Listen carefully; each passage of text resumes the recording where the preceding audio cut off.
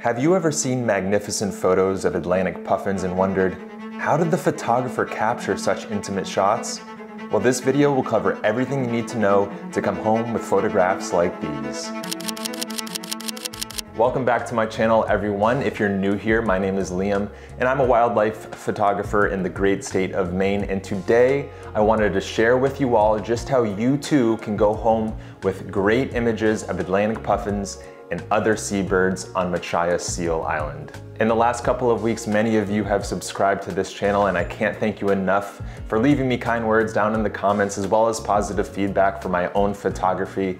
And I thought to myself, we're fast approaching to 1,000 subscribers on this channel, and you've all given me so much in just a short amount of time that I wanted to give you something back on this channel. So once we hit 1,000 subscribers on this channel, I'm going to do a completely free photograph print giveaway. If you're not currently subscribed to this channel, I hope that you consider doing so. Also, hitting that notification bell will of course alert you to when the video drops for all of the information that you need for that photo print giveaway. And lastly, and most importantly, the photo that will be on that print will be an image from this video. Let's jump right into everything that you need to know in order to capture amazing photographs of Atlantic puffins. This video will cover 5 sections. The first will be how to book your trip. The second being when to book your puffin tour. The third will cover the photography gear that I think you might need. The fourth will cover some of the wildlife species that you should expect to see out there. And then finally, I will leave you all with some photography tips for when you make your trip out to Machias Seal Island. Now, there are many great options for tour operators along the coast of Maine, stemming from down east Maine into the mid-coast, but there's only one company that will be able to take you out to Machias Seal Island to view that large Atlantic puffin colony, and that is the Bold Coast Charter Company running out of Cutler, Maine. Bold Coast Charter Company is the only US operation that's able to bring visitors out to Machias Seal Island, which is in disputed waters between the Bay of Fundy and the Gulf of Maine. Now, I won't go into too much of the history of the island itself, but the operations of the lighthouse and the scientific research conducted on the island is all run by the Canadian government. But lucky for us, Bold Coast Charter Company has the ability to take out roughly 15 visitors to the island per day, so space is very much limited. Have I piqued your interest yet? Are you taking your credit card out of your pocket to go book your trip right now? I hate to break it to you, but you're gonna have to wait until March 5th, 2024 at 9 a.m. Eastern Standard Time. These trips sell out within a matter of hours. That's right, a matter of hours. So do not wait. You will need to put this date in your calendar and log on exactly at 9 a.m. Eastern Standard Time. Now, I will say this right now, I am not getting paid or have gotten free tickets from Bold Coast Charter Company. I paid for this excursion out of my own pocket, and it's $250 per person. Another important thing to note is that every trip that you go on is not a guarantee to make a landing on the island itself. A landing on the island will require cooperating weather. That could be extreme wind gusts could cancel the landing. It could be extremely dense fog that could cancel the landing. So do not book this trip thinking that you will automatically get onto Machias Seal Island. That's just not the case. The Gulf of Maine is constantly changing, and weather and patterns, even in the heart of the summer, could not be favorable for taking a small little watercraft over to the island from the boat. So just know that going forward. Okay, so you have waited in line, and now it is your turn to book your trip. When should you go? Well, I would recommend that if you're coming from out of state, you might want to book your trip in the heart of the summertime. I'm talking June, July, and August. That's typically when the weather is going to be most favorable for landings onto Machias Seal Island. Another thing to note is that if you are looking for that quintessential shot of an Atlantic puffin with a mouthful of bait fish bringing back to their burrow to feed their puffin chicks, I would also suggest a later date in July or in early August. And lastly, what I'll say about when to book your trip is, it doesn't matter. Every experience is going to be so unique. It's going to be so memorable to you There's so many different wildlife species to see on the island that you just gotta get out there. So the most important thing is get in line on March 5th, 2024 at 9 a.m. All right, so the trip is now booked and you're thinking to yourself, what do I need to put in my camera bag? Well, whether you're an avid wildlife photographer with the latest and greatest camera bodies and telephoto lenses that cost more than my mortgage payment, or you're just a nature enthusiast with a drive for adventure and a positive attitude, this experience will not be defined by what's in your camera bag. But for us photographers that do have the latest and greatest in the multiple lenses, this is what I recommend that you bring out to the island. At minimum, you're gonna want a 70-200. This is gonna be a very versatile lens that will allow you to shoot a little bit wider, but also cut into those Atlantic puffins that are mere feet away from the photo blind itself. Also, this thing is pretty lightweight for me. I don't know what all you Nikon or Canon shooters are using, but I'm using the Sony 70-200. And this thing, I can point in any direction. I can be fast with it. And for that reason, I think you should bring it along. With that said, I almost exclusively shot all of my video and photos out on the island with this 200-600. I don't think that you would absolutely need it if it's too much weight for you to bring out, but this thing allowed me to really cut in close and get those really moody, dramatic profile shots of the puffins and other seabirds like razorbills, gannets, and some guillemots and common murres were out there too.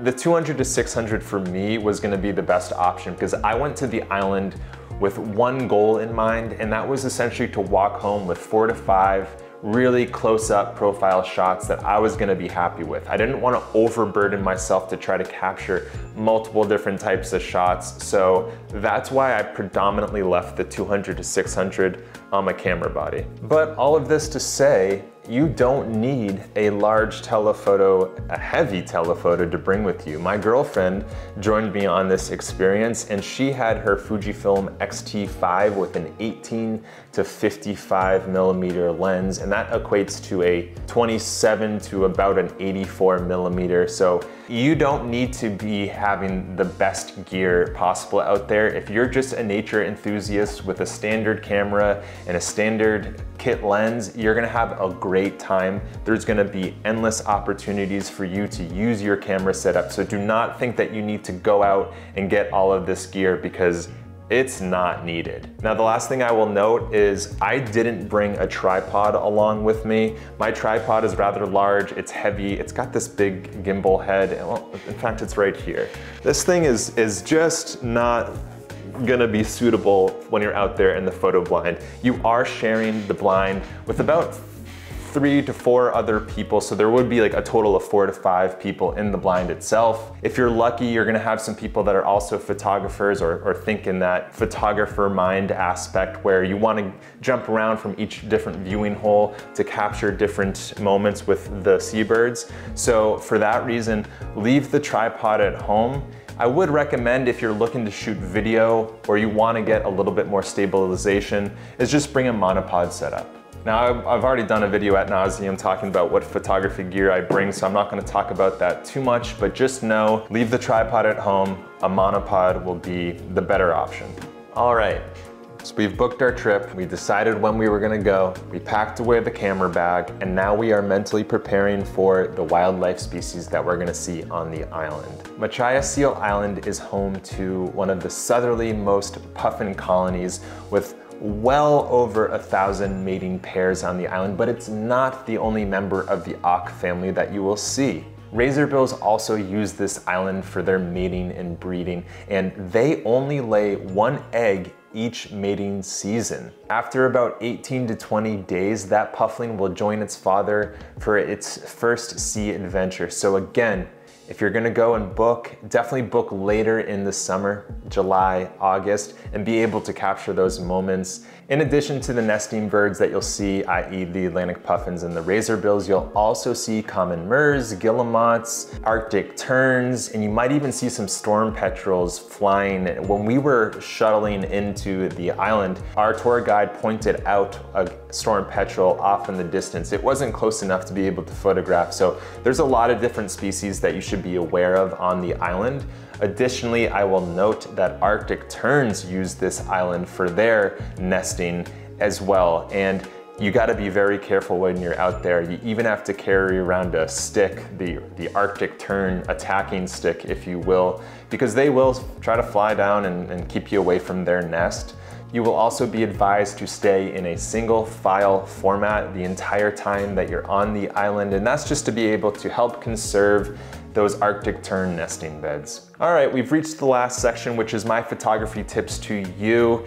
If you've made it this far, thank you for sticking with me. And this is gonna be the most important section as it relates to how to photograph Atlantic puffins and more on Machias Seal Island. It's important to point out here that once you get into the photo blind, your heart's gonna be racing. This is gonna be such a unique experience that you've never ever come across before. So there's a few helpful tips that I want to point out to get you started, especially in that first 15-20 minutes when you're in the blind. Now, the first thing that I recommend that you do if you do have like a 200 to 600 or 70 to 200 is start with profile shots. These will be a lot easier to capture because puffins, razorbills, common murres, and some of the gannets even will be very stationary compared to anything that's coming at you, birds in flight, etc., that I'll talk about in a moment. So start out with profile shots. Just focus in on one Atlantic puffin, wait until they turn the right direction and fire off that shutter button. I think if you are able to slowly build yourself up, you'll start to be able to get more unique and experiment with your camera settings to capture different types of images while you're on the island. All right, so you're starting to feel more creative. You've already got that profile shot of the flashy Atlantic puffin bill, and you're starting to look around and you've got this incredible environment to work with. What I recommend that you do is play into the environment that they're in. So there's gonna be a lot of rock beds that you're gonna be looking out on, and I suggest that you find a composition that incorporates that. Wait for a moment where an Atlantic puffin is slowly trotting its way out behind a rock and capture that image. Showing their entire body is great, and it's nice to be able to put that into the archive and have that to share, but if you can capture these more dramatic, almost more elusive feeling photographs, I think those are the ones that are gonna stand out. Now, my background is definitely more in landscape photography, and I tend to lean more towards the dramatic and the moody images. So I always try to incorporate those aspects into my wildlife photography. Next, I think you should start to look for clusters of birds. Puffins, razorbills, they tend to clump up. What I find really interesting are the shots where from top to bottom, the entire screen is filled up with puffins or razorbills or a combination of both. And while you're doing this, also look for different backgrounds. Okay, the rocks are there and they don't always showcase the best background, but there are gonna be different puffins jumping around in some greenery in the bushes behind the blind. So even turn around when you're facing out to sea, begin to turn around, see what's behind you. That's where the vegetation is gonna be. It'll allow you to come home with different colorations to your photographs. All right, so this next tip that I have for you is something that I didn't start doing until at least 30 minutes into the shoot, and that's mess with your camera settings. Drop down that shutter speed. Show the motion and the drama and the chaotic nature of the island itself. That's something that I know a lot of photographers out there love doing birds in flight photography and capture each movement from wing to wing. It's tack sharp, there's not an edge of blur in their photograph, but I like to mess around with my photography and get creative. So I slowed down my shutter speed and I got some really fun images. This just offers a different type of mood to the photos. Stay away from all the drama, Liam. Get some fun photographs, get some wacky photographs, and I think the best way to enact that type of mood is to get movement in your photos, show the blur. You don't need to spend 30 minutes doing slow motion photos, but line up a puffin. They tend to stand there and every now and then they shake out their head and move their wings to air out their armpits. I think if you wait for that moment, you're gonna be very happy with what you take home. As I mentioned earlier, there's over 1,000 Atlantic puffin mating pairs, but there's also so many razorbills, there's gannets, there's common murres. There's a lot of option to show the mating behavior as well as the feeding behavior on the island. So look around and start to identify who might be bringing fish back soon. Another good tip is to look out into the distance at sea and see those birds that are flying back. If one of them is flying back that happens to have some fish in its mouth, be sure to follow that bird in and capture that moment once they land, because they will immediately jump right back down into their burrows and you will miss the moment. So keep an eye on those seabirds with the fish in their mouth, because they're still there even earlier in the season. The next thing that you can look for those birds that are starting to build out their burrows. So they're gonna be grabbing a bunch of earth to bring down into the rocks, and those moments are just as cool. My last photography tip for you all is something admittedly that I'm not the greatest at, but that is birds in flight. Now, I will say that these Atlantic puffins, they absolutely torpedo at you from sea. So the best approach that I think that you should take if you're a bird in flight photographer is scan the sea right off the rocks and wait for those birds to come at you so you can get your lens all lined up, and they will just start flying right over your head. They'll also land right on top of the photo blind itself too, but be fast. Use a fast shutter speed, at least 1/2000 will do it, but even higher than that will probably be your best bet. I captured some birds in flight photographs. It wasn't my main goal for this photography trip, but I'm certainly glad that I tried it, because now I can just appreciate bird in flight photography just a little bit more.